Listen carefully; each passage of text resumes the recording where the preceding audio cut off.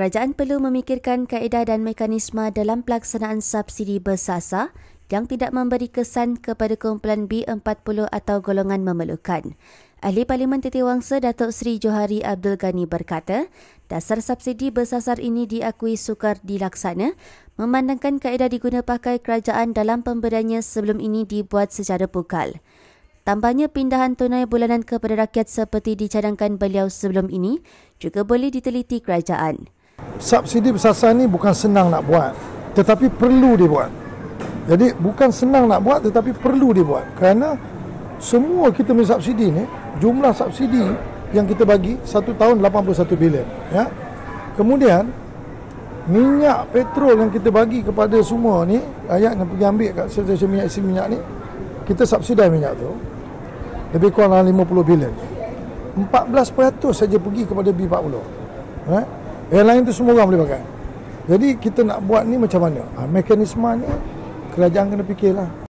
Beliau berkata demikian ketika ditemui selepas menyempurnakan Majlis Perasmian Program White and Black Aquasport di Tasik Titiwangsa pada Sabtu. Yang turut hadir Datuk Bandar Kuala Lumpur Datuk Kamaruzaman Mat Saleh. Menyentuh program itu, Johari berkata, kemunculan aktiviti air di kawasan tumpuan orang ramai di Tasik berkenaan bakal menjadikan ia ikonik baru Kuala Lumpur. Johari juga mengesyorkan kepada Dewan Bandaraya Kuala Lumpur di BKL supaya dilanjutkan operasi perniagaan pada hujung minggu iaitu dari Jumaat hingga Ahad kepada 11 malam berbanding 10 malam ketika ini. Saya dah minta beberapa perkara kepada Datuk Bandar dan mereka akan mempertimbangkanlah. Salah satu ialah mewujudkan parking bertingkat. Jadi ini bukan boleh buat cepat sebab dia memerlukan peruntukan. Jadi insya-Allah kalau next budget, mana bajet ni dah terlepas. Next budget mungkin saya akan cadangkan kepada Kementerian Kewangan untuk memperuntukkan kepada Kementerian Wilayah untuk disalurkan kepada DBKL untuk membina parking bertingkat di kawasan ini supaya dia tidak jadi sesak apabila orang datang. Yang kedua, hari ini kadang-kadang ada juga pengunjung-pengunjung datang kena saman. Tapi dia kena saman ni pasal bila orang dah ramai, dia tak ada tempat nak parking. Kadang-kadang double parking. Dia bila orang tu nak keluar, dia ni tak tahu mana nak kontak. Jadi dia akan menimbulkan masalah. Jadi kalau nak saman selalu pun tak guna juga, tak ada penyelesaian.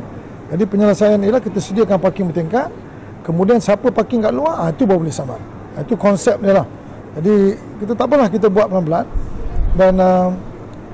Dan juga saya minta kepada Datuk Bandar tadi, tempat ni terutama hujung minggu, Jumaat, Sabtu, Minggu, kalau boleh kita tutup pukul 11 malam. Selalunya kita tutup pukul 9, 10 kan. Extend lagi one more hour.